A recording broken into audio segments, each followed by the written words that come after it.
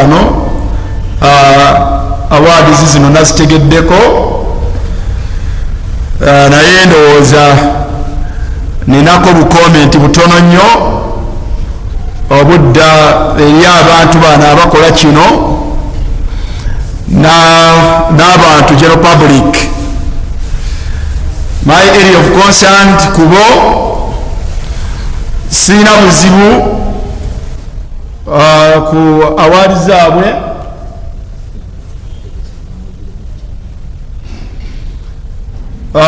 tetulina buzibu ku trade and culture naddala trade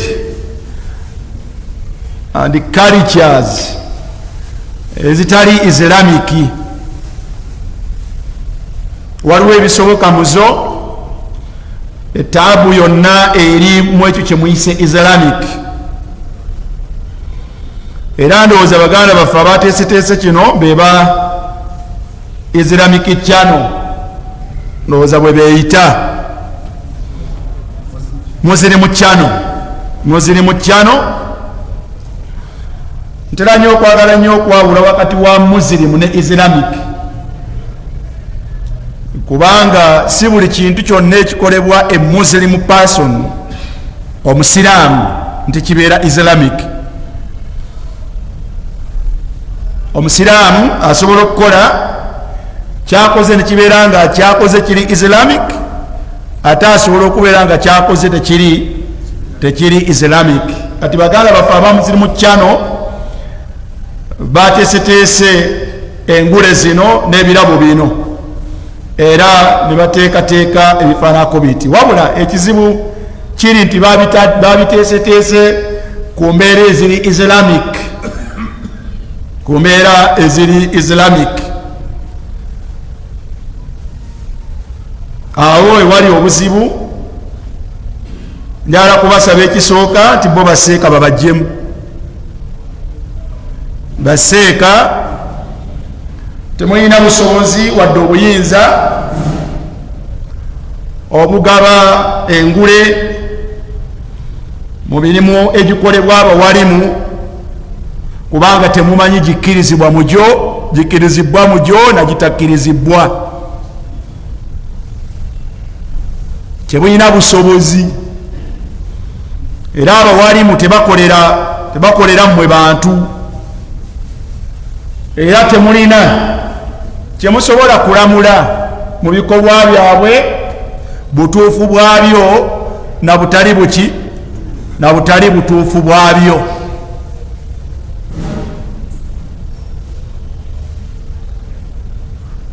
Kale nno ebyabawalimu temutuleetera kizibu kyakubeera nti abantu babeerenga balina engule ze basuubira mu bantu mu mirimu gye bakola. Emitima gy'abawalimu mugireke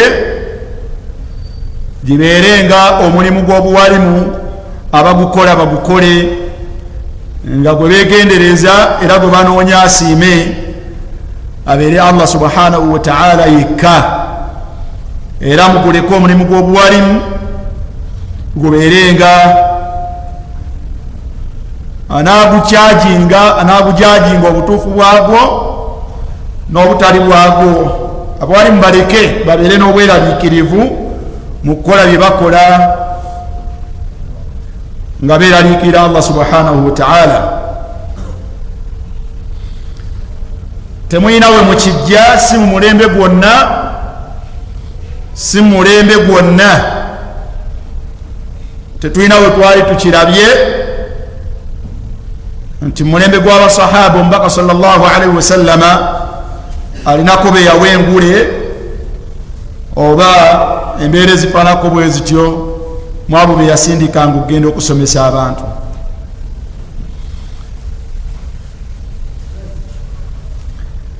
N'emirimu egya ibaada mwandibadde mugireka. Emirimu ng'egya hijja bw'otalaba nakati okufuuka ensugga, otalaba nakati okufuuka ensugga, naye eno mpagi mu mpagi z'obuki, empagi z'obusiraamu mugireke. bwe munaava mu hijja nga mugenda ku awaadi za swala, olwo mutandiikiriza. bwe munaava okwo nga mugenda ku awaadi zaki, ku awaadi za swala, ndowooza nga mugenda ne ku awaadi nga abawadde zaka, ndowooza mujja kgenda mu bitongole ebiwa zaka, nabyo mubibuuza ani asinze okuwa zaka, mubawa awaadi, ndowooza n'ebirabo.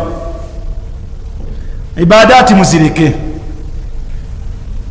Ebitongole ebikola emirimu nga ogwa hijja nandisabye nti mubireke,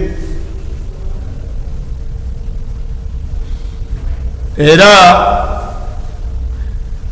na buli ali mu kitongole ekyo nga kyekuusa ku nkola eyo, nandibasabye embeera zino tuzeewale. Simanyi oba ababikola bino bawalimu bye batuteekerateekera oba bantu ba bulijjo,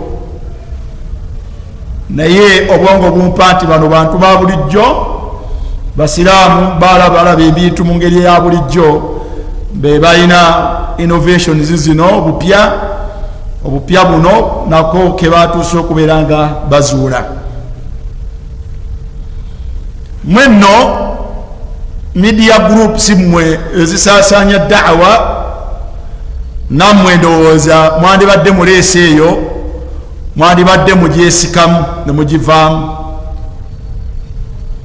bwe mbanga omulimu gwe mukola nga mugunoonyaamu Allah kubasiima nagwo, n'okubeera nga Allah subhanahu wa ta'ala abawa empeera mu gwo, tulina obweraliikirivu. Tetumanyi emirimu gino guluwa Allah, era gwani Allah gwakkiriza, era gwani Allah subhanahu wa ta'ala gwatakkiriza. Bino byonoona enniya z'abantu. Omuntu asobola okweyirwa ne kawaadi ke bamuwadde n'alowooza nti wakitalo, enniya ye neyonooneka gy'abadde akoleramu omulimu, n'azizza ku ndaba y'abantu etalina makulu. Bw'ogenda okutunuulira waje ebirabika gye biva awantu wamu, ndowooza bino bifuuse nga byabayimbi. Grammy Awards ey'abayimbi, Palm Award eyo nayo y'abayimbi, eyo nayo ndowooza y'abayimbi. Waliyo BGT eyo y'abaki, eyo nayo y'abayimbi. Waliyo bino ebibeera erugogo, bibeera by'abasuubuzi, ebyabasuubuzi ebyo twabigendangamu nga tukyali mu ssomero nga batukuntujja mu trade shows, trade expos. Ndowooza baganda baffe bano batunuulidde ne balaba nti lwaki tetukolayo ekifaanagana nga eryo, ne bakomekkereza nga tebabuuse hadithi y'omubaka sallallahu alaihi wasallam egamba nti latattabi'anna sunana man kana qablakum, mujja kugoberera enkola y'abatali basiraamu nga mbalinnya akagere ku kagere, hadhwa alqudhati bilqudha, nga mbalinnya akagere ku kagere, hatta law dakhalu juhra dabbin, naye banaabanga kye bayingiddemu kyabulabe gye muli, ng'okuyingira mu kituli ekirimu enswaswa oba omusota, yagamba nti la dakhaltumuhu, nammwe mujja kukomekkereza nga mukiyingidde. Baba bagamba nti alyahudu wannasara ya rasulallah, otegeeza abatali basiraamu, the Jews and Christians, n'abagamba nti faman, bwemba siba entegeeza olwo ntegeeza baki? Sirabayo we kyavudde okuggyako awo, sirabayo we kyavudde okuggyako awo. Era bw'ogenda mu maaso n'obuuza nti bakulu, zino awaadi ani azigula?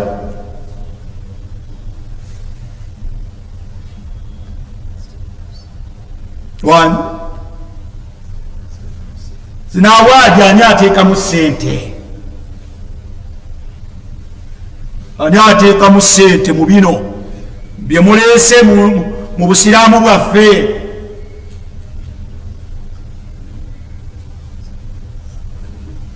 Bw'omala okubuuza ani ataddemu ssente era ekigendererwa kyo ki? Kwongera baseeka maanyi? Oba oyagala kusapootinga baseeka, genda obeerenga ofuna seeka gw'osapootinga mu kukola daawa. Tomwonoonera niyaye kumufuula kumulowozesa bitali bituufu. Kigambo kino tukyogeddeko politely, sikiraba mu busiraamu, sikiraba mu busiraamu okujjako nga kyabulabe. Wekiva wayinza okubeera nga si watuufu.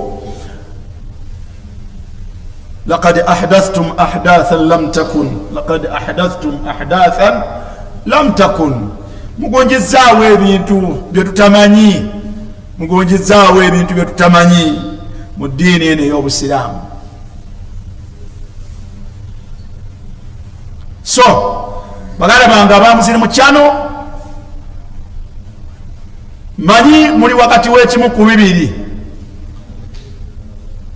eitha okuwulira kino ne muddayo ne mulowooza, bwe mukisanga kituufu ne mukivaako, bwe munaabeera mimman yaqbalu annasiha, bwe munaabeera mu abo abakkiriza okuwabulwa, bwe munaawulira eddoboozi lino mujja kuddayo mulowooze ku bintu bino, mujjamu ebiri mu layini ey'okusinza Allah subhanahu wa ta'ala. Teriyo yali abawadde lukusa ze ibaada abantu tebazikolera mmwe, tebazikolera muntu yenna. Buli ekiri mu layini ya ibaada teweeteekanga mu bantu bagamba nti gwokigabirako ki, gwokigabirako engule. Abantu baleke bakole emirimu gyabwe egy'okusinza Allah subhanahu wa ta'ala, wakati mu kweraliikirira bagituusa batya mu maaso ga Allah subhanahu wa ta'ala. Niya zaabwe zisigale nga zirwana, ebintu ebyo ebikolebwa babeere nga balwana, buli omu okubikola nga anoonya Allah yekka musiime nabyo era amuwe empeera mu byo. Ayagala omuyambako amuyambeko mu ngeri yataawunan ala albirri wattaqwa. Ayagala okubayambako bwaba bano ba midiya mubayambeko, mutuukirire gwolaba nti wansonga, mutuukirire muyite ombuuze ti owaaye otambula otya, data omujjawa, tusobola kuyambako tutya omulimu guno gubeerenga okukola mu ngeri ennungi n'obutamenyeka. Muyambagane ku ekyo. Ate bw'oba oyambagana nabo, akikuumye mu kyama kyo n'otamanyibwa na kumanyibwa nti oyambako ku tawuba daawa senta, esike daawa semu ziri mutwala tugende, simanyi shukurani, yambako ku mirimu egyo, yambeeko ku mirimu egyo. Mwe mwenyininyini abayambako ne be muyambako mubeere nga mulwana mulimu guno gubeere mutuufu ewa Allah subhanahu wa ta'ala. Oba oliawo ne gubayisaawo mu maaso ga Allah. Agala okuyamba ku seeka, muyambeko titaseeka mugati owange okola otya da'wa, otambula otya, oyimirirawo otya, olina kusoomoozebwa kufaanagana kutya. Ekyo Allah subhanahu wa ta'ala kyatugamba linataawan ala albirri wattaqwa. Nakikoze mu kyama yasinga, akikoze mu kyama yakola, akikoze mu kyama yasinga. Ebitongole ng'ebya hijja byetaaga mmwe kubayambako, okubaga nti bannange eno ibaada yaffe.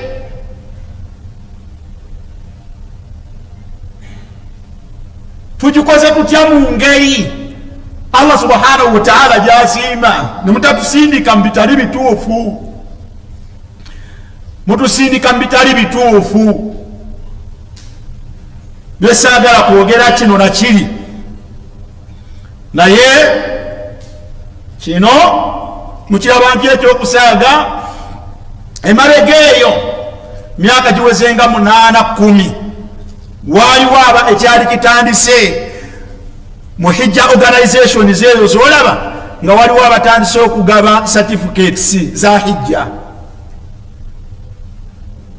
babuli haja ayita mukitongole mu bitongole fulani bamuwa certificate ye mwana watukulikayo certificate yo yiyo natwala atimbe mu ddiiro lye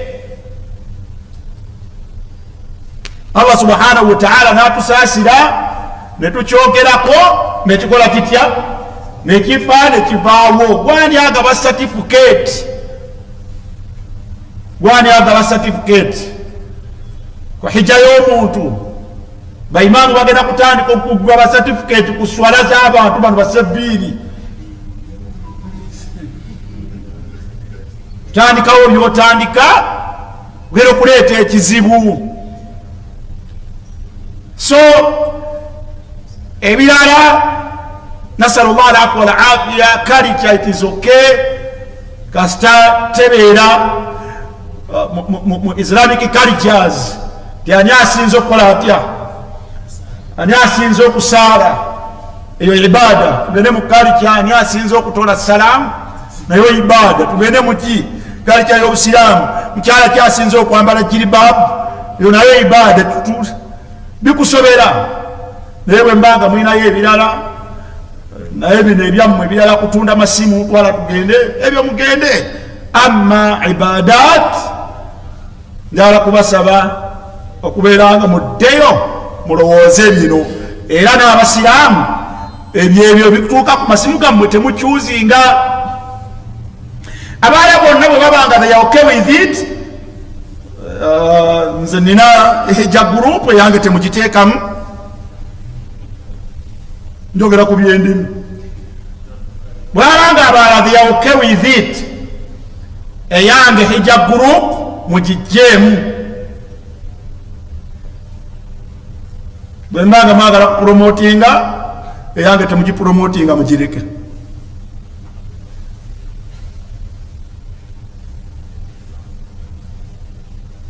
bwe bambulidde nga ne baseeka mwebali bwe mugaana okunemusigala ku nsonga yammwe yenna ateeka aljanna tugaaya abikyuzinga ana atabarra'u minka nkwesamba mu maaso ga Allah subhanahu wa ta'ala eyo hijja group yange bwebeera nga birimu baseeka erinnya lyange bwoliraba alitaddemu yenna ana atabarra'u minka inda Allah nkwesamba mu maaso ga Allah sibimanyi era sibirimu sibimanyi era sibirimu teekemu baseeka abalala they might be okay with it teekemu abo naye nze no hatha bwe mbanga musazeewo genda mu maaso n'enkola yammwe baseka bagenda bagati tekina buzibu bwabanga wali abagambi tekina buzibu mugende mu maaso naye kubanga n'ekiri emabega musobole okubeera nga kino kya byanfuna nga nammwe mulaba mulinawo mugenda okufunira kati okubajja ku kyebyenfuna luba lutalo lunene waraaina dhalika kathira tulabye bangi ng'abantu we bafunira bwe baba wabula nti abanga waliwo obuzibu ku ddiini yammwe basalawo okunywerera ku bitali bituufu wa idha qila lahu ttaqillah akhadhathu al-izzatu bil ithm gati munnange kyokola si kituufu mwana wattu yeefuula ow'ekitalo n'abugubira ku kitali kituufu n'agenda mu maaso nakyo so I'm expecting either way nsuubira nti musobola okuwulira okubuulirirwa okwo ne mwekomako ku ekyo bwe kinaabanga emitima gyammwe giri swafi nga miyonjo musobola okuwulira okubuulirirwa ekyo ne mukyeditinga ne mujjamu bino ebiri mu layini gyenjogeddeko ate era musuubirwa okubeera nti musobola okukiwulira ne mugaa nti fere tulaba tekiinaako buzibu ne mugenda nakyo mu maaso olw'ensonga zammwe n'ebiruubirirwa byammwe n'ebigendererwa byammwe. Bwe musalawo genda mu maaso n'ensonga zammwe, olubu lw'abaseeka bwe mubanga muwandiika era nga musindikira abantu ab'okulondako, eryange teririimu era tewabaayo omuntu annonda era siina bwetaavu mu kulondebwa. Saate era siinaayo awaadi ya muntu gye neetaaga. Asalullah alafu walaafiya. nga bwetaali yawa Muhammad awaadi khairu man daa, nga bwetaali yawa Muhammad sallallahu alaihi wasallam awaadi, kadhalika nahnu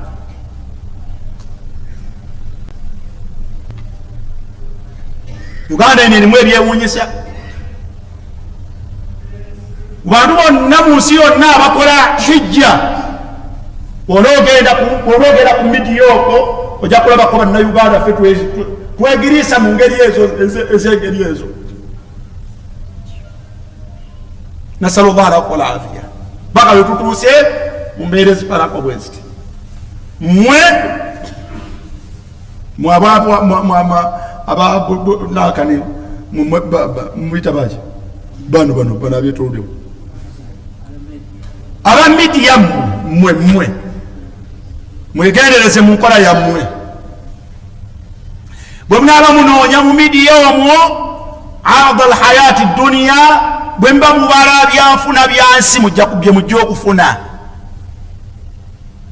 Bwe munaaba mubala mu buntu bwammwe obwo nga mubalamu byanfuna bye mujja okufuna.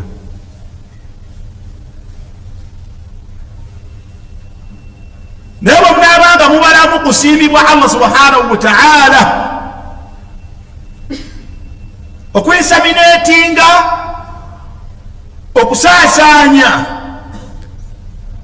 daawa eno etuuka ku buli muntu yenna gyakola atya, gyali atuukibweko amazima nga munoonyamu Allah kubasiima, mujja kufuna empeera nnene mu maaso ga Allah subhanahu wa ta'ala. You choose your way. Olondako kyokola otya? Olondako kyoyagala.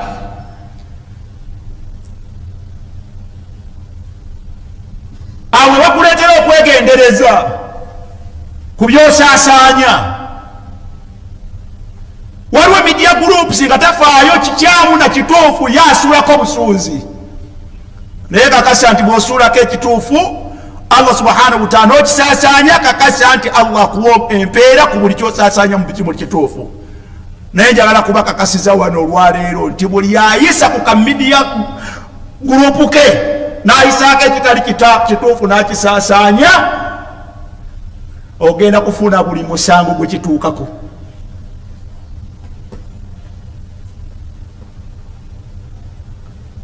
Ofuna omusango ku buli yenna gwe kituukako ekitali kituufu.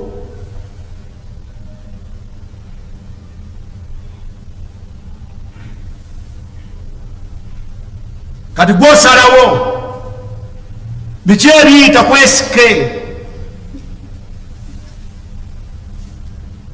gw'osalawo biki ebiyita ku tawuba, gw'osalawo biki ebiyita ku thuraya, gw'osalawo mulabanga omusannyo naye mujja kusinkana emisango mu maaso ga Allah gye mutamanyi gye mwagikuŋŋaanyiza, naye nga mugikuŋŋaanyiza mu nsi yonna.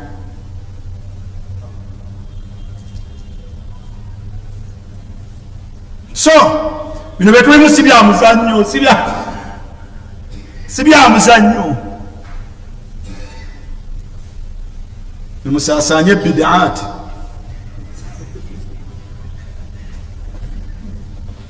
هذا والعلم عند الله وقل الحق من ربكم. I don't mind oba bikiriza oba tubikiriza. That's the way I believe. Sibyaffe bya Abasiraamu mwatukoledde, era Abasiraamu bagamba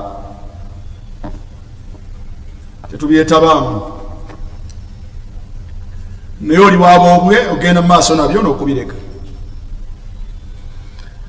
أقول مستعينا بالله من أسباب التخلص من الدنيا من أسباب التخلص من الدنيا توالى أمرون يبوايتا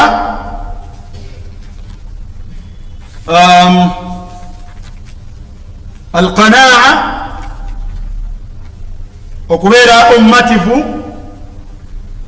mwebyo Allah subhanahu wa ta'ala okubeera abamativu n'ebyo Allah subhanahu wa ta'ala byatwawulira nabyo woba oyagala ensi eno okubeera nga tekuwangula nakukuba kigwo twalaba nti omuntu agwana okubeera nga Allah kyaba amwawulidde nakyo mu bungi bwakyo n'obutono bwakyo kyalina okubeera nga amatira nakyo.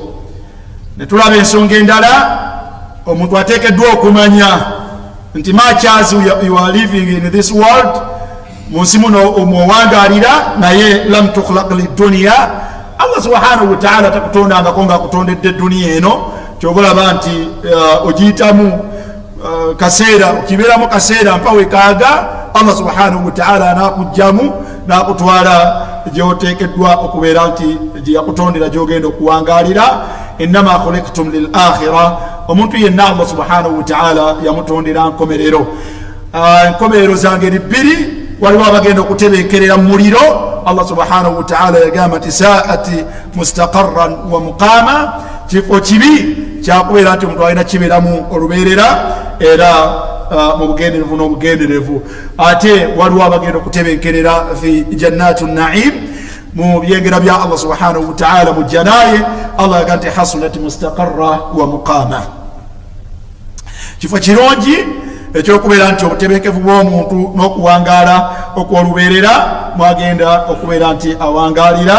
wa inna ddara al akhira la hiya al hayawan obulamu obutuufu bwebwo bwogenda okubeera nti buli omu ajjulukuka agende mu bwo. So ilam bw'oba oyagala okubeera nga tosimba lukono nakuwangulibwa nakubibwa kigwo duniya eno manya nti Allah takutondangako ng'akutondedde duniya eno wabula Allah subhanahu wa ta'ala yakutondera addara al akhira.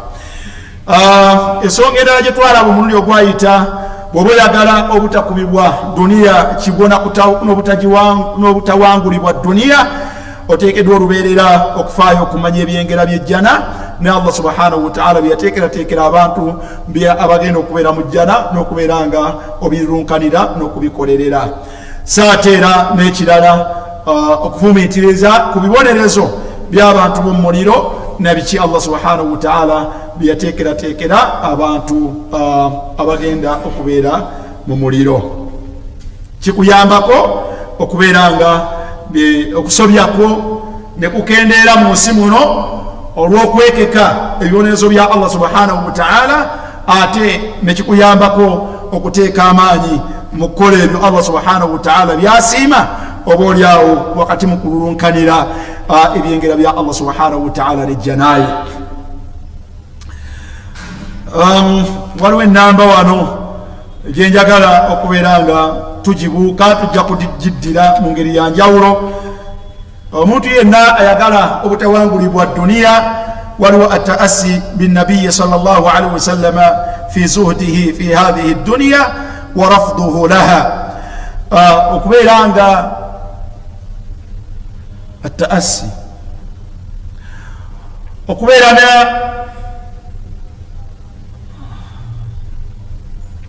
kyokulabirako ekirungi ng'okiraba ku mbaka sallallahu alaihi wasallam butya bwe yanyoomolamu era n'atatwalibwa era n'atamalibwamu duniya eno era n'okugigaana ng'agigaana salawatullahi wasalaamuhu alaihi. oba oyagala ereme kuwangula oteekeddwa okubeera nga olina loolo modo nga naye simula yayaani nga ye mbaka sallallahu alaihi wasallama. Oyinza obutakoma ku ye wabula n'ogendeera ddala n'olaba ku zuhudu sahaba li hadhihi dunya basahaba ridwanullahi alaihim ajma'in abawangala n'omubaka sallallahu alaihi wasallam banyomoola batya duniya eno era ne batagitwala nga nsonga bakomekkereza bagiwangudde bagiwangula ridwanullahi alaihim ajma'in. Twalabamuko ku zuhudu nabi sallallahu alaihi wasallam wa zuhdu al-ansari walaba zuhdu al-ansari ba ansari bafanagana batya kawairo kano tujja kaddira insha Allah kumbaka sallallahu alaihi wasallam yeye nga ye salawatullahi wa salamuhu alayhi ye ebibye bifanagana bitya mu mbeera gye yawangalako ku nsi kuno na butya bwe yeeyisaamu era yakomekereza Allah subhanahu wa ta'ala ensi agibwabuzisizza akawali enamba eyo tujja kugiddira tugende ku namba endala abantu abawona edduniya eno neetabakuwa kigo naam namba 14 badhlu duniya namba 13 badhlu ad-dunya bwoba oyagala ensi ereme kukuba kigo nakuwangula oteekwa gigabe ekkubo eriyamba ku muntu ensi eno obutakubeera nga nnene mu mutima gwe wekubeera nti omuntu agigaba tagyetuumako nno teyeetuumako duniya badhlu duniya omuntu okugigaba an tariqi kathrati sadaqat ng'ayita mu kkubo eryokubeera omuyitirivu w'okusaddaaka wal infaqi n'okugiwaayo fi wujuhi lkhayri mu makubo gasobola okubeera ng'afuniramu obulungi n'amakubo wal birri n'amakubo agagwa mu mbeera ey'okukola kutya ey'okulongoosa warasdi alwaqfu Allahu akbar warasdi alwaqfu n'omuntu okubeerako n'ebintu byakola nga byansibo ng'ajja kubeera ng'abinogamu empeera ebbanga libinaabeera nga weebiri ezo ze awqaf abantu kyovaolaba nti abantu bawaayo nasala obutundu bw'ettaka bwewandilowooza nti yandibutunze afunemu sente gatya ettaka eryo likasibwemu obusiraamu oba bazimbeko essomero oba bazimbeko eddwaliro oba bazimbeko ennyumba ng'evaamu sente ezirabirira da'awa oba ezirabirira bamulekwa rasdu alwaqf walmusharakati fi lmashruati alkhairiya n'omuntu okubeera nti edduniya bwebezze mu ngalo zo nga Allah subhanahu wa ta'ala agikuwadde okubeera nga weenyigira mu bintu ebikolebwa ebirimu obulungi ng'okuzimba emizikiti ng'okusima enzizi sajja olaba musajja yazimba ekizimbe ekya King Fahd myaliro emeka naye gati ekizimbe kino katukizimbe mu Kampala wakati naye kibeerewo nga kivaamu sente nga ziyimirizaawo yunivasite y'obusiraamu olowooza sente mekezo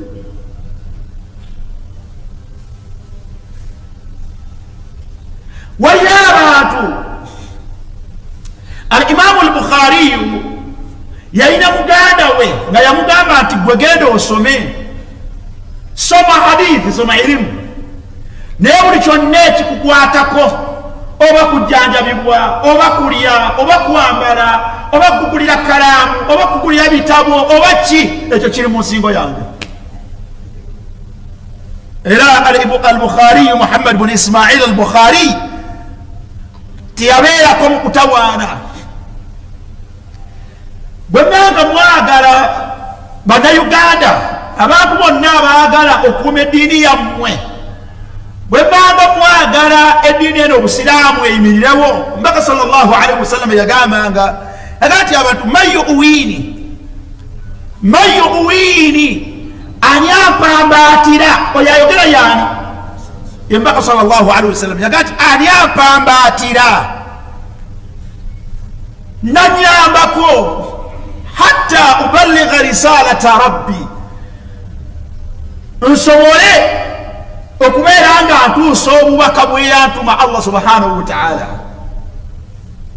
ani anyamba napambatira kati omubaka sallallahu alaihi wasallam yina abantu abamusapotinganga mu nsonga ze nasigalanga yashtaghilu birisalati rabbihi nasigalanga atawaana n'okutuusa obubaka bwa Allah subhanahu wa ta'ala. Abantu bendabyeko mu nsi nga Saudi Arabia abawalimu bora baabona irimu etudde etebenkedde. Allahu musta'an. Abamu gavumenti yeyabakwata balina kaadi nga bwalwala oba mwana kulwala oba masanyalaze oba ki ateekayo buteesi kaadi seeka ensonga yenekoleta enegwa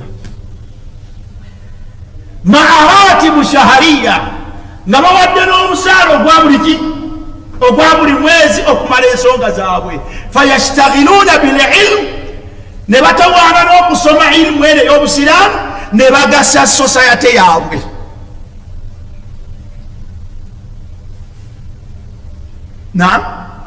Ate waliyo abalala abatali ku leve eyo nga mu kitundu wabeera aghniyauhum abagagga baabwe babakwata ne babawummusa ku bwetaavu obw'okulya kwabwe na buli kimu. Abagagga athiriya bali emabega w'abawalimu e Saudi Arabia. Abawalimu tebayagga,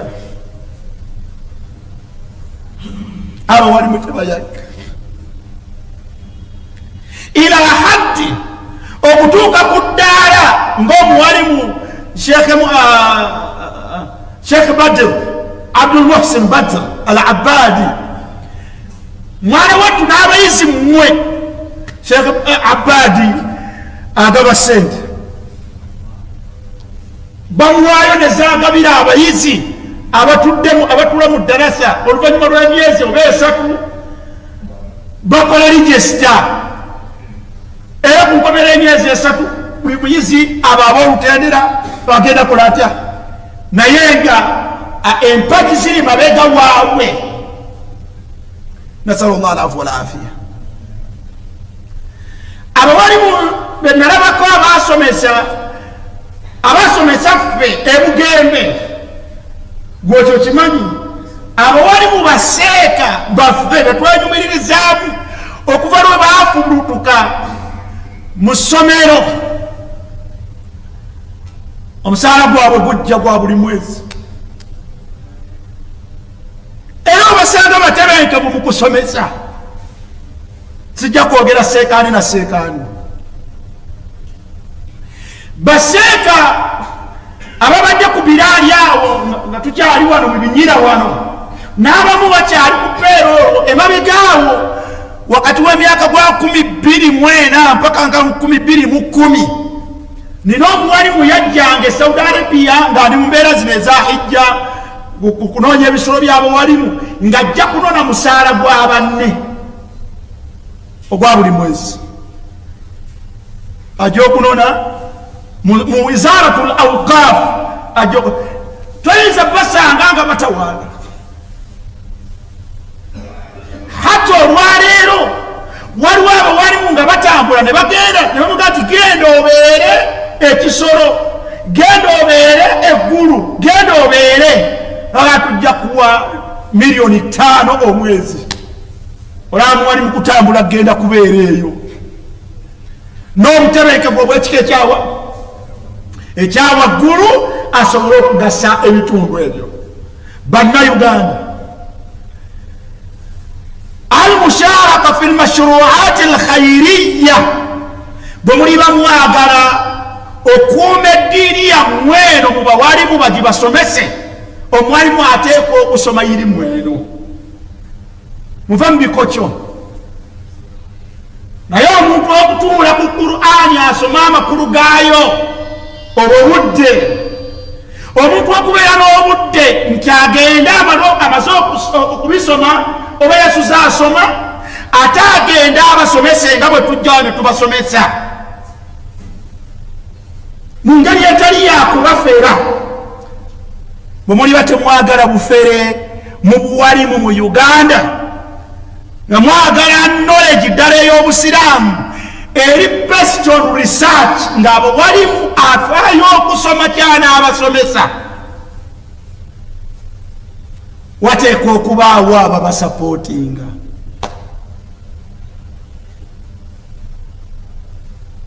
Wateekwa okubaawo ababasapootinga. Wallahi alladhi la ilaha ghayruhu, kambalabirire omuwalimu bwakeera ku makya nakkirira mu katale, Allah tusaasire, okubalansinga wakati wa katale n'eyirimu si byangu. Kiddemu okubalansinga wakati wa katale n'eyirimu si byangu. Era bw'okigendamu ekimu kifa, ekimu kikola kiti nkiddemu, ekimu kiteekwa kukola kutya, ekimu kiteekwa okufa. Eitha amaanyi ojja gateeka mu katale, oli China, oli mu dduuka, oli ku revenue, twala tugende, oliriddawa, irimu ejja kufa. Era abo be baseeka bammwe bemukakasa nti kale gundi yasoma naye munnange bisira lyonna liri mu kusuubula. Tolimulabako wakola atya, wasomesa, tolimulabako nti addamu bw'anaaba asomesezza, tolimulabako nti byasomesa yabisomye.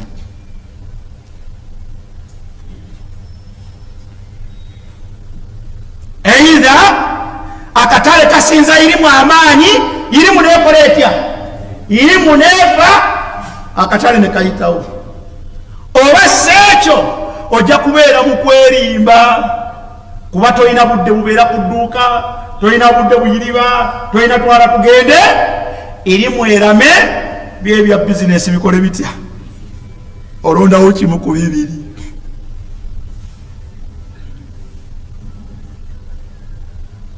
Olondawo kimu ku bimeka?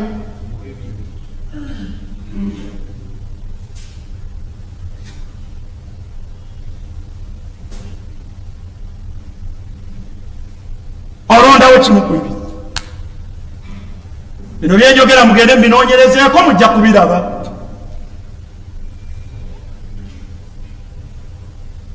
Akaya lwaki onkomako? Ono yayase ebbiri ankomako. So omuntu ayagala okukolera feva obusiraamu, abo bayawulidde n'ebyenfuna muyambeeko. Abawali mutubafeze, wali mutubafera netubawa ebitayidde, kubanga naffe bateekwa okuyimirirawo.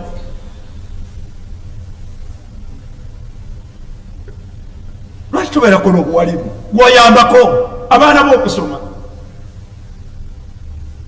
Allah ajja kubawa obulungi obwo, n'omuwawulira n'asigala ng'asomesa abaana.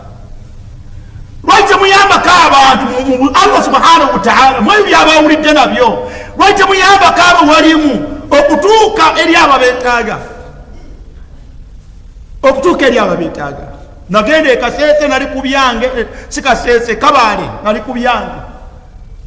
Imaamu nangati seka sikwe Omar Siddiq, nimugati yenze nga ndi musaati nampale, ndi mu byange. Nakati naye omuntu akola atya mu okujja otusomesaako? Tetubasobola.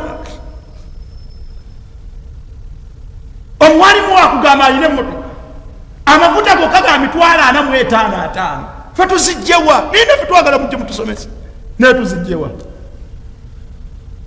Naye ng'abantu abalina ssente wano bakola bate?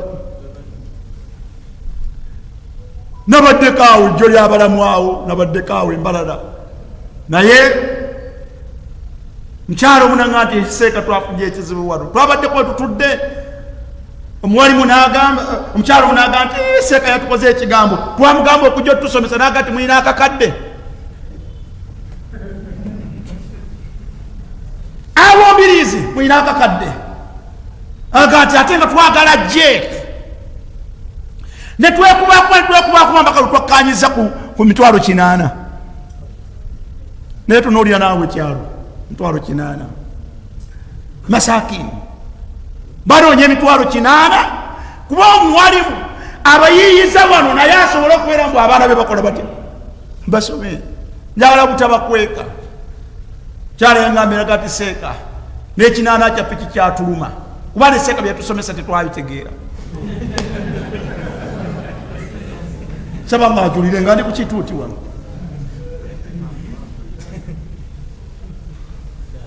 ebyo nabifunye ku Friday bwedde nabadde mbala nagati ekinaana kituluma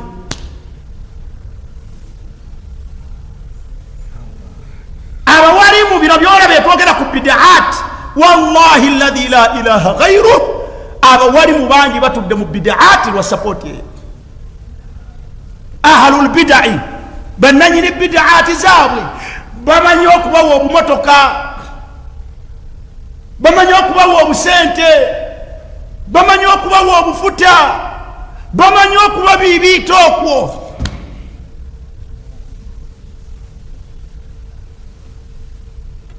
ako mazima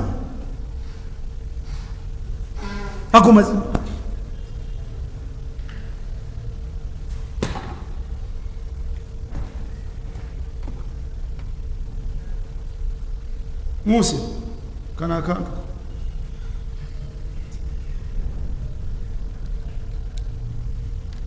so baganda bange eduniya eno abantu Allah subhanahu wa ta'ala basitudde sente zikola ki sente bw'oba oyagala eduniya eno ereme kukuba kigwo sente zikolebwamu eduniya egabibwa ng'omuntu ng'agiteeka mu ebyo byasobola okubeera ng'atuuka mu maaso ga Allah subhanahu wa ta'ala ng'abifunyemu empeera ye muntu atagenda kujja mu maaso ga Allah subhanahu wa ta'ala ng'agamba nti ma aghna anni maliya wallahi alladhi la ilaha ghayruh atakoze ekyo sente agireka mabega yonna n'agireka ku duniya ng'agizimbye n'ogireka eduniya ng'oguze amataka ng'ozimbye ebizimbe ebidduka bisigala mu kompaundi awo gwe n'oyolekera ngalonsa ng'ogikuŋŋaanyiza naye nga tolina gy'ogitutte atakoze ekyo eduniya atagigaba Allah amutwala n'agireka emabega n'agenda ngalonsa nga wallahi agikuŋŋaanyiza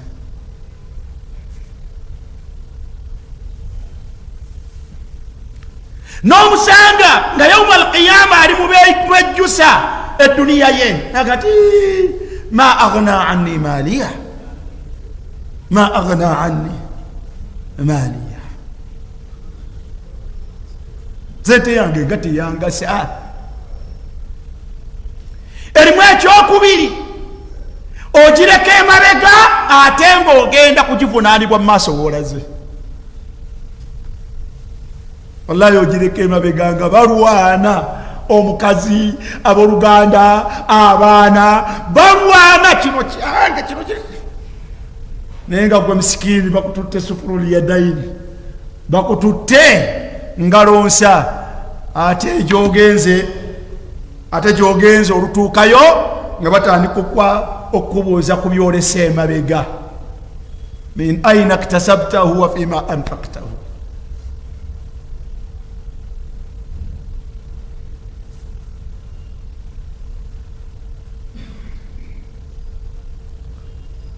naye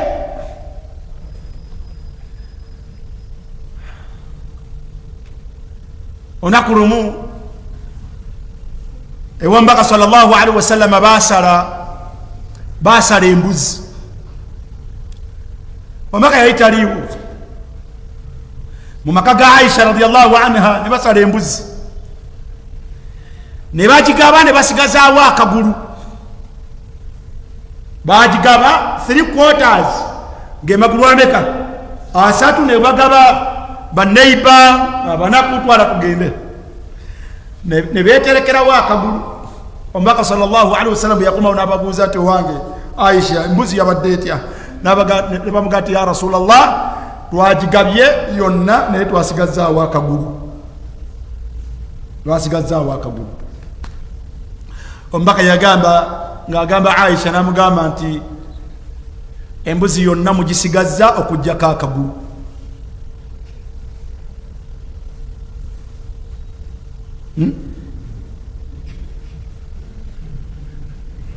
Yagamba ati embuzi yonna mugisigazza okuggyako akagulu. So nga bo baali balaba nti embuzi yonna bagigabye okuggyako basigazzaawo kagulu.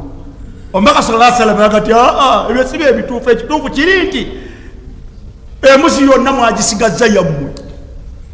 Allah bakkiriza embuzi yammwe yonna mugenda gisangawo mu maaso ga Allah, naye kano akagulu kemwasigazza kagenda mu ttooyi. Kano akagulu kemwasigazza agisirajo simanyi oba obitegeera. Akagulu kagenda wa? Kano kemwasigazza kagenda mu ttooyi. Mugenda kalya olubuto olukenenulemu byeketaaga mugende mukafulumye ng'ennagisi. Naye obuguli obuli obusatu mwabikulembezza byabasooseeyo gye mulaga. Omubaka yagamba sallallahu alaihi wasallam nti senga bukeera ku makya Allah nampa mithla Uhudi dhahaba, nampa ebyenkanakana n'olusozi Uhudi nga zaabu, agamba nti neegomba okeera ku makya nga sirinaawo kantu konna nga byonna mbigabye.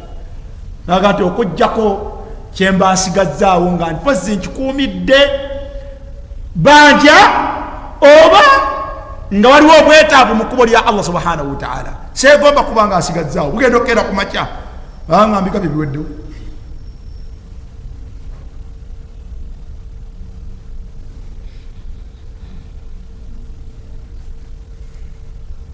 Omubaka sallallahu alaihi wasallam yabuuza ti abange mmwe mu maali zonna emaali ey'engeri ebbiri eriwo esinga okwagalibwa gye muli, emaali eyammwe oba emaali ey'abasika? Kati ya Rasulallah, emaali eyaffe yesinga okubeera ennungi gye twagala okusinga ey'abasika. Omubaka sallallahu alaihi wasallam n'abaga nti emaali yammwe yeeyo gye musaddaase nebakola etya? Nebakulembera.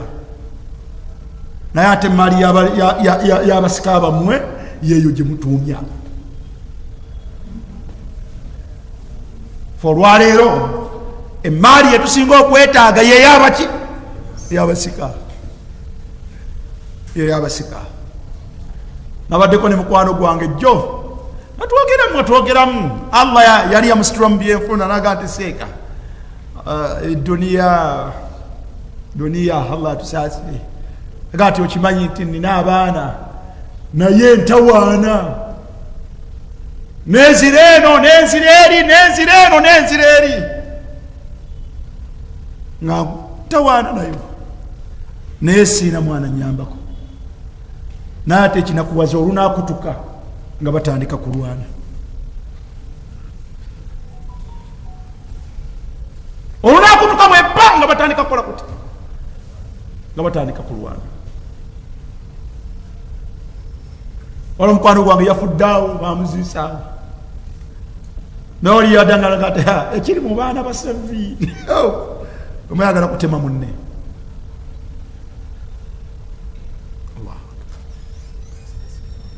Hadhihi dunia, abantu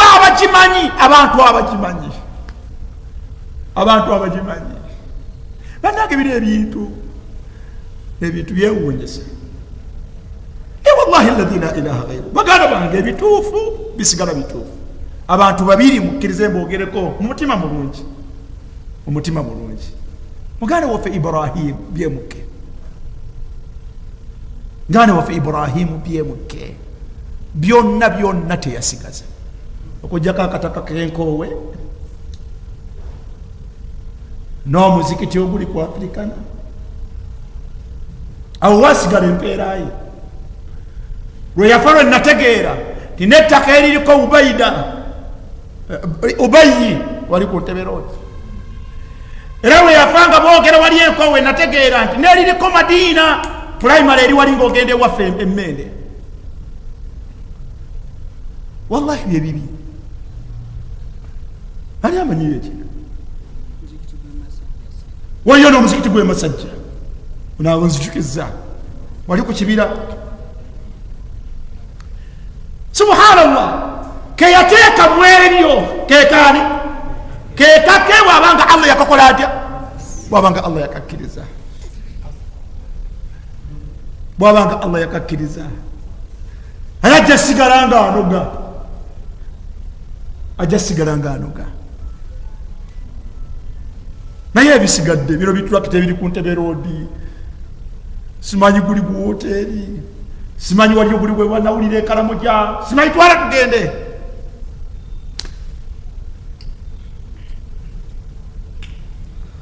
kuweyo wokubiri muganda waffe ono wokusaakolo kagwa musase wagwa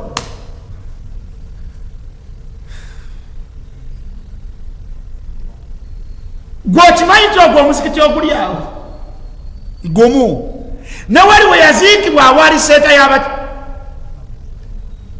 oyali akuŋŋaanyiza enfunzi misikini ne seetaasi ze baayogerako 3-4 okimanyi nga byebibya oba okibuusabuusa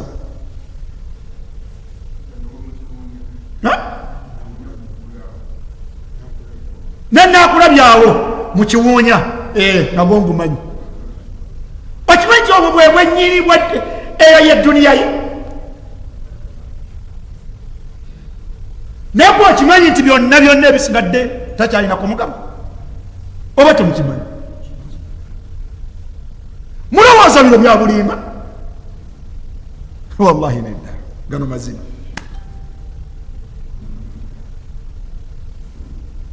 bathilu dduniya ekkubo omuntu mwayita okubeera nga edduniya temukuba kigwa kubeera nga agikola ata agigaba gigabe kyekyebeeyi gyoli gigabe ekyo kyekyebeeyi gyoli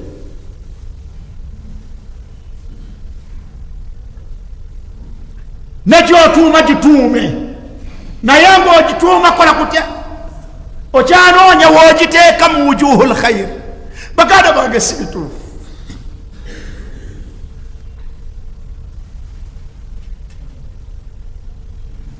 Allahu akbar walillahi alhamd oba abayindi abaazimba alidina ono oba balinayo ekirala naye bagali olowooza bano gakyenkana ki kano kekaaba olowooza bano gakyenkana ki balinawo ne nakasero wali baganda baffe basi mu byonna byonna etwala bano abasiraamu ba Uganda gye batunze ne bagimalawo buno Allah subhanahu wa ta'ala bubalekeddewo ayuha nnaasi mikwano gyange sente ebyo byekola sente edduniya ebyo byekola era ekyo Allah subhanahu wa ta'ala kyeyagamba omugagga Allah gwagiwadde mu suratul Qasas yagamba nti wabitaghi fima ataaka Allah basiraamu mmwe Allah baga gibawadde edduniya wabtaghi fima ataaka Allahu ddara al-akhirah mwandinoonyeza nno mu ebyo Allah byabawadde muddala mustandinga Peter chances Allah bawadde kyemusobola okwerongoseza nakyo edduniya omuntu Allah bwaba agikuwadde okwegasa nayo eduniya kugiwaamu zaka giweeyo waayo zaka mweyo Allah byakuwadde waayo zaka obuzibu buli mu kugituuma obuzibu buli mutawa zaka الذين يكنزون الذهب والفضة ولا ينفقونها في سبيل الله فبشرهم بعذاب أليم بلينا الله قوى الدنيا وبليونجي بلي مكولا قتيا مكوزك بلينا الله سبحانه وتعالى قوى الدنيا وبليونجي بلي مكسيب رلباتو وبليونجي بلي مكولا قتيا مكويابا بيتافو وبليونجي بلي مصدقات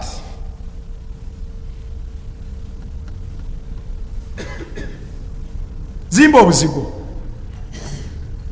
n'ekigendererwa sente ezivaamu zikuyambeko okwerongoseza wa ahsin kama ahsana Allahu ilaika longose muganda wange Allah nga yakulongoseza longosega Allah yakulongoseza sente zikola ki abo basaali mutero bagamba nti bino sente zebikola tova ku nyumba ya Allah mtu Allah gwagaziriza dunia najikuwa lwaki wandivudde ku nyumba ya Allah sajja yafudde sembatya yafudde omusajja ddala mubutuufu yali yamanya nti Allah yamuwa mumanya haji sembatya ebbanga lyemmulabidde kuba lwe namumanya omwezi mulamba ateekwa kubeera makka ogwa Ramadhan abeereyo nga yebasalimu mukulani ali ku haram omusaga ali mukulani mugagga sente zikola ki sente zibeera ku nyumba ya Allah asobola okubeera ku nyumba ya Allah omwezi mulamba nga teyesise ng'abaana balya ate nga naye yali yebase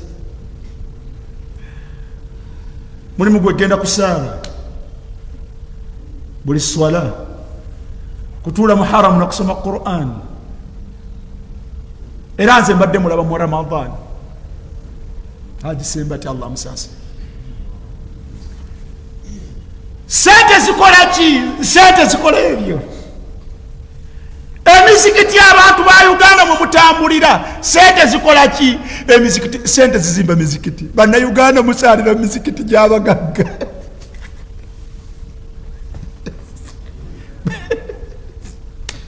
bana Uganda la hawla wala quwwata ezamu mwetu deko kuzo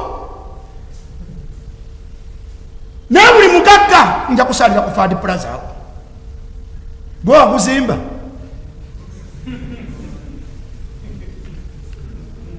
naye bukodo bwe bubasalizaawo omanyi wali osala busazi n'ogenda tebayinza kunyega ku sente yo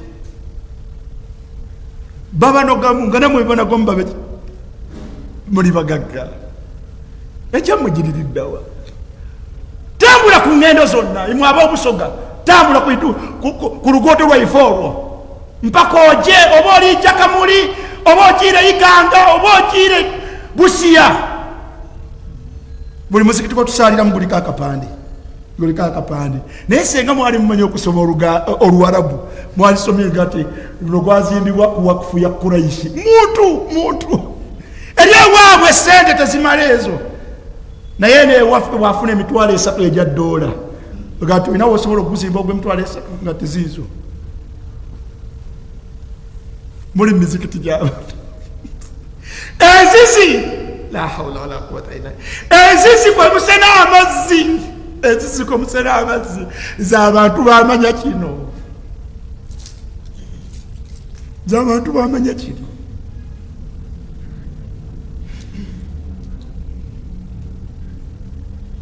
abagagga nze bamanyi mizikiti ngiringa eki oba 5 mu Kampala Fadi Plaza ogwo gumu Wandegeya niye Wandegeya mutudde mu sente z'abantu za kasule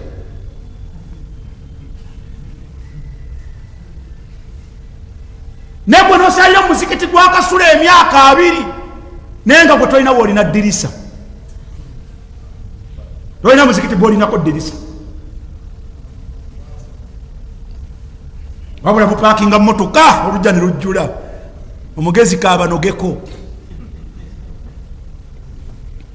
ejemeka abaalo jabasanga eri Kololo mu Kinya baguyita batya ogwo guli opposite Kampalani waliwo essomero awo muvalawo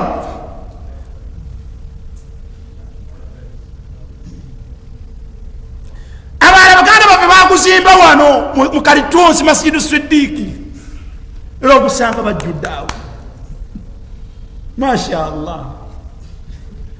Kati waliwo gwazimbiddwa Kololo waliko ya strip muwomerwa ogwo ne musukka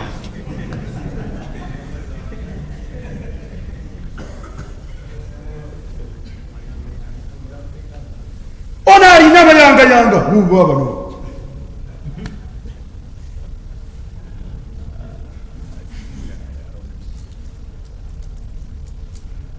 bagala sente ebyo byezikola ki abo badawula abo simanyi bali mwabagenda ke Dubai mumanyi teriyo muzikiti muli Miranda naye mulowooza tegiriwo giri mu carpets misiige bulungi masanyalaze simanyi twala tugere naye wano ne bwe tulisalira mu bbugumu abasuubuzi abeegiti tolisanga esinga omusiraamu yaligirese nga zitufuwaawo mubeere mu bbugumu lyammwe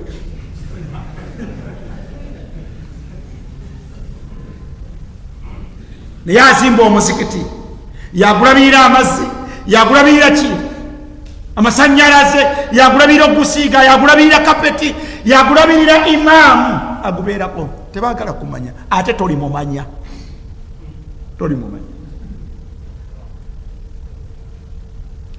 nerako omuzikiti nali ngusimbaawo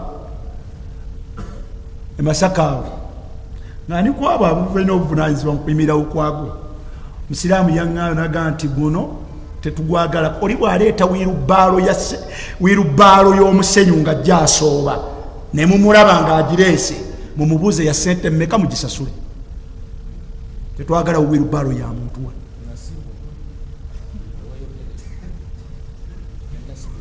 nenasibu ebwegere bweyayogera tayagala oleesawo naye gwa biliyoni ya sente na plus era oli ekitenga ogulabeko baganda bange sente eduniya omuntu atayagala emuwangule bino byagikolamu enfaakuhu duniya mugigabe mujja gisigaza eduniya mugigabe mujja kukola kutya ate munange maana kasomaalu abdin bihatha maali y'omuntu sebuufu tolowoozanga nti maali yokogigabye eduniya yokogigaba mba olwegenda yeyongera bweyongezi duniya tekendeera ogigaba naye tekuleete kubanga fomula ya Allah gyokoma okugaba eduniya gyakoma ogikwongera kati gigabe owegase nayo Allah agikwongere okokole ni'ma almaalu salih kula eryemaali nga Allah agikuwadde nga ntuufu tobya enzibe lirajuli salih ku muntu ng'omanyi okukola obulungi ni'ma almaalu salih lirajuli salih Allah bawe sente ne mumanye sente bazikola muki mumanye sente bazikola muki mumanye sente bazikola muki mumanye duniya bagikola muki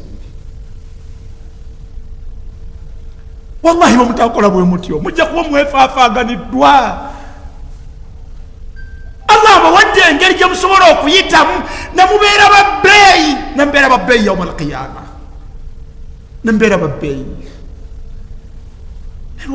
lwaki omukisa mugutta lwaki omukisa mugutta wano omukwano gwange mpanga nine mugati naye tozimbanga ku muzikiti sente empangadde nziraba niyo tozimbanga ku muzikiti zimba ku muzikiti otusobola niyo olina oguziga egundi olina ekalina egundi olina ekitaka egundi olina amaka gateredde naye muganda wange bakujja mu bulungi obwo bwonna naawe ogenda onyigibwa kabbuli naawe onyigibwa kabbuli mulimba nammwe muve mu bulungi obwo Allah nammwe abanyige nga bawadde obusobozi bwonna. Mwerumirwe yanansi. Baganda bamwe betulabyeko baganda bamwe betulabyeko wallahi bakola ebyewuunyisa. Betulabyeko baganda bamwe ababafaanana bakola ebyewuunyisa. Nze nabeerako mu Saudi Arabia nga tumanyi buli awo omugagga nga nange mwedi nga tulina amaka g'abagagga getukola tuti getumanyi nga balina ennaku ezimanyiddwa mu Ramadhan bakuŋŋaanyanga ssente yaabwe. Oyo n'agamba nti ennaku z'omwezi nga 7 mu Ramadhan bakeera kuggulawo kiyumba kye. Gwoba ovuddewa wallahi nga nkyasoma nga waliwo n'abakulembera bahaji nga baveero ne bajja nabo basanga bayingidde mu kigeeti. Kenjogera mazima ndi mu muzikiti ndi ku kituuti naye bakigula okuva ku ssaawa 8 abayingidde mwe mumanyi tebayinza kiggala mpaka kusiibulukuka.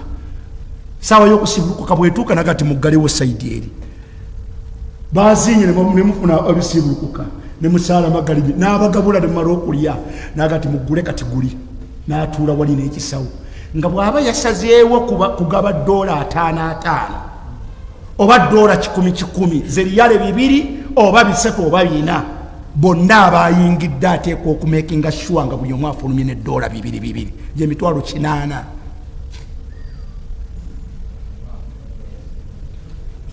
Nali nzikutteko nga buli omu eyayingidde atula kusawo barakallahu fikum afuna yakola atya yafuluma nekiggwawo nga bakyaliwo nagati jembo tani mulete n'endala tayinza kubagamba nti ziweddewo mulete n'endala.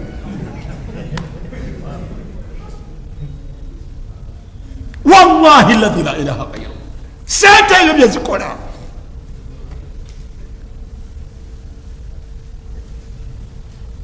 abantu sente bazinoonya ddala mu akhira. Muleke kutuuma sente kuzigulamu mata oba kino baki omuntu akinoganya atya mu bwongo bwammwe ne mukitegeera. Wallahi ma ra'ayna sirabangayo mu byaka jannina sirabangayo bagagga okujjako ng'emaali yaabwe yonna bagirese mabega sibalabangako okujjako nga bagirese mabega emaali yaabwe yonna bagirese mabega. Hatha alladhi tardawnahu li anfusikum nammwe ekyo kyemweyagaliza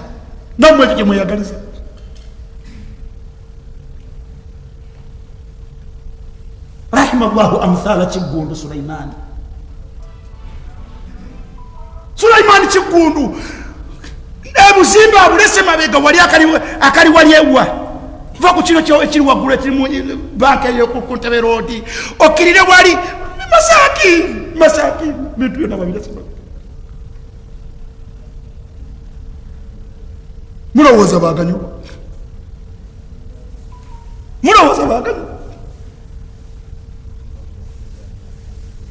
Allah abasaasire era abasonyiwe. Naye tuniyo tugitukuŋŋaanya tugenda kugireka mabega.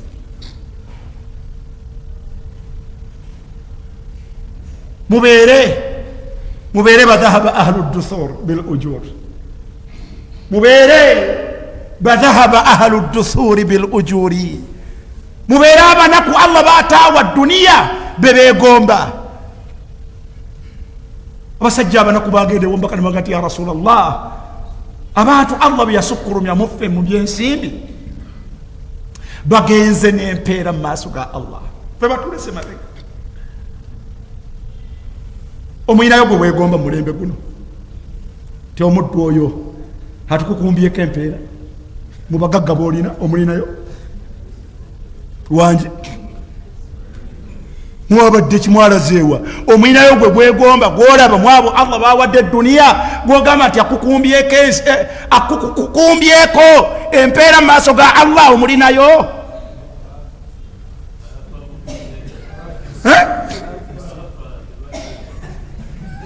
baba tebaliiwo bano be muli nabo baki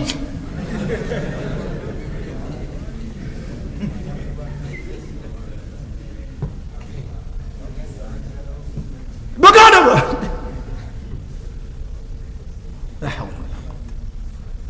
eduniya eyo sente zikola ki eduniya bwoba tuyagala ekule eduniya gikolemu emirimu egikutuusa mu maaso ga Allah subhanahu wataala ng'osiimiddwa muleme kubeera nga bakaruuna muleme kubeera nga bakaruuna abazi kuŋŋaanya ne bakomekkereza fakhasafna bihi wa bidaarihi al-ard Allah n'abakwata n'abasangula ku nsi n'ebyabwe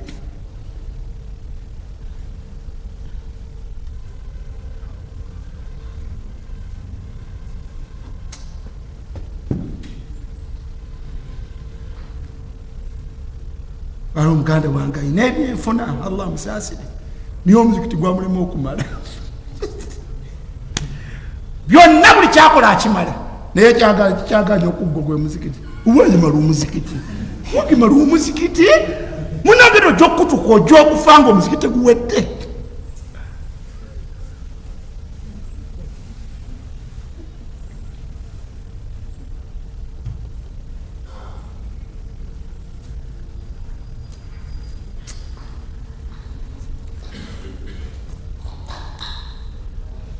nagamba abantu obudde bwe butyo bufaanaganye nagamba abantu ndomwe mba ntambula mu madiina omwo nega nti mulaba ebizimbe bino wallahi bikwataganye buli street ekutte ate bo babikola leveeti emu naye mba ntambula n'abalamazi ne mbaga nti mu bino byonna bye mulaba tekuliiko kyosobola kusongako n'ogamba nti ekyo kyagundi ng'ate balamu buli street gy'okwatako ebizimbe bikwataganye biriko bannannyini byo naye tekuliiko kyosobola kukola kutya sobola kusongako nti kyabagundi balamu n'ebizimbe byabwe naye tebamanyiddwa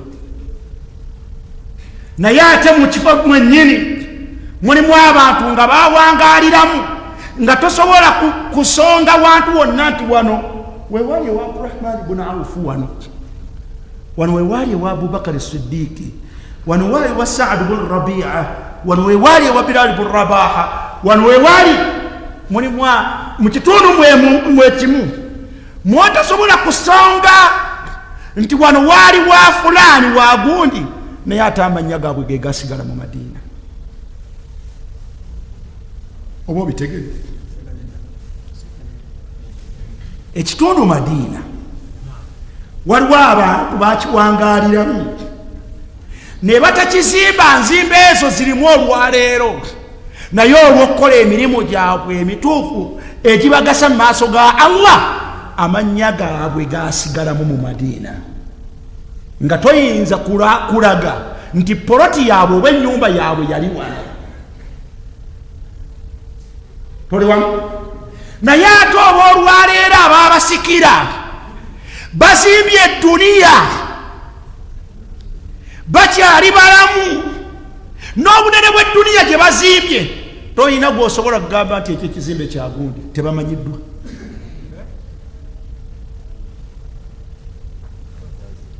kuba biryani webbeeyi bali bamaze emyaka 14 naye amannya gaabwe gasigala awo olw'emirimu emituufu gye baakola mu nsi naye ensi yaabwe teriimu tewaliiwo kayumba ka Sumaani tewaliiwo duuka lya Usumaani temuliimu ngamiya ya Sumaani kwe yatambuliranga Uthman ibn Affan temuli naye wallahi kye yasigaza bintu bisatu bikyatambula emyaka 14 Uthman ibn Affan ye yasooka okuzigaziya omuzikiti gwa Nabbi nabi sallallahu alaihi wasallam yagati abange omuzikiti nga gutufunzeeko ani atugulira akataka kana ak'omu maaso tugaziye.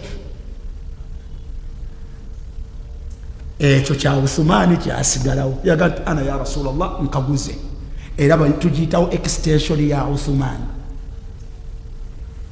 ejja kubeerawo ila qiyami saa.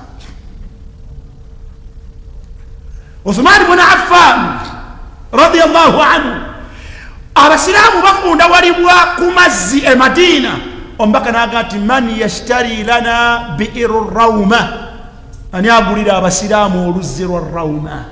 Uthmani agati ya Rasulallah nduguze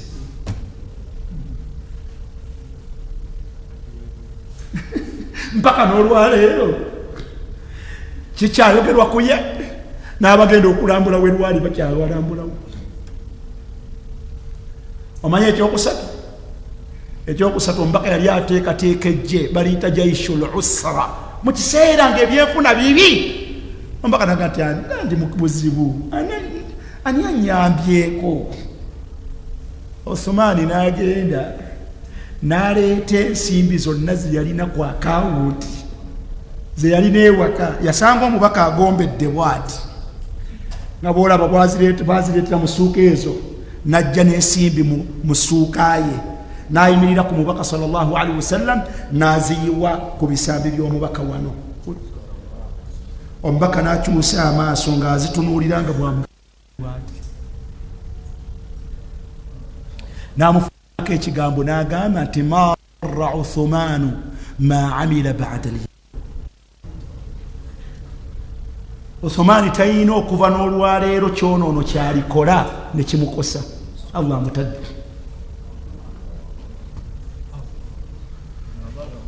ma darra Uthmanu ma amila ba'da al-yawm. Uthmani tayina zambi lyalikola nerimukosa oluvannyuma lw'olwaleero.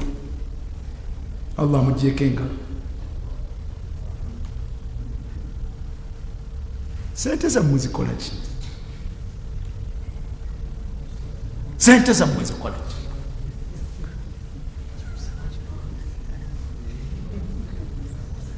Sente zammwe zikola ki?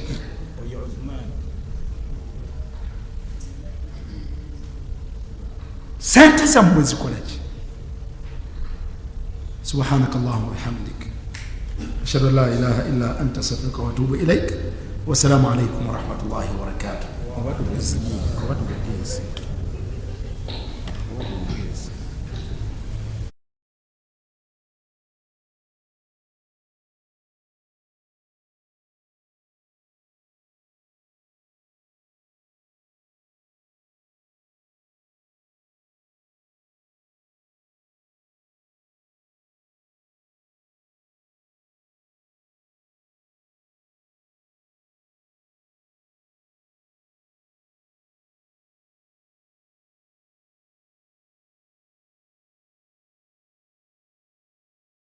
Atenga n'ebisale by'essomero. Omuzadde omwana omulongoofu tebamwegomba bwegombi wabula bamutegeka nga bamukuliza mu mpisa eddiini kw'ossa n'okumuwa ebyenjigiriza ebiri ku mutindo. Salfa Islamic Day and Boarding Primary School ly'essomero erizze okubangulira omwana wo nga bamusomesa eddiini kw'ossa n'ebyensi oba biyite secular. Balina n'enkola eya tahfidh mwe bayita okukwasisa abaana Qur'ani ku myoyo. Abasomesa batendeke, ebisulo birungi ng'ate n'abaana baliisibwa bulungi. Security eggulugulu ate nga n'ebisale by'essomero bisoboka eri buli muzadde. Essomero lisangibwa Buza mu Mpigi District. Okumanya ebisingawo kubira Director Sheikh Salim Busa ku 070 32 74 64 oba 072 32 74 64. Salfa Islamic Day and Boarding Primary School. أعوذ بالله من الشيطان الرجيم. قال لا تؤاخذني بما نسيت ولا ترهقني من أمري عسرا. ITEC Primary School gisomero otwala omwana wo erimuwa bino wammanga empisa okukwata byasoma n'okutya Katonda. ITEC Primary School lya kisulo n'abava ewaka lya bawala n'abalenzi lisambisa amagulu abiri so nga balina ne tahafiivi omwana w'omwayita okukwata Kurane ku mwoyo okuva ku nassale okutuuka ku kibiina ekyomusanvu. Twaleyo omwana wo kati ekifo kisufu ekyenkiza ekiriyo otwala mwana wo na byakwebikka ebitabo ekkalaamu sukaali ne sabbuuni obisangayo ku ssomero so nga n'ebisale bijja mu nsawo yo. ITEC Primary School lisangibwa Namulanda ku luguudo lw'Entebbe okyamira awo ku Kyerima Hardware n'ekipande oba okiraba. Essimu 0782 48 99 15. Balina ne ofiisi mu Kampala esangibwa ku Masigidi Mandera mu Kikuubo. Kolagana ne Imaamu Jibuliru Muwonge ku ssimu 0702 32 36 77 ye ITEC Primary School Namulanda. Baganda bange abalungi mbanjulira Tauba Islamic Online School abafuddeyo okukwanguyiza ebyensoma nga bakuleetedde koosi zino wammanga: Quran, Yasaruna al-Quran, Essola kuva ku ntandikwa yaayo okutuusa gy'ekoma ku bisale ebitono ddala. Weewandiise ng'oyita ku nnamba eno wammanga 0755 70 21 09. Twegatteko tuyige eddiini yaffe. Tauba Islamic Online School. Baganda bange abalungi mbanjulira Tauba Islamic Online School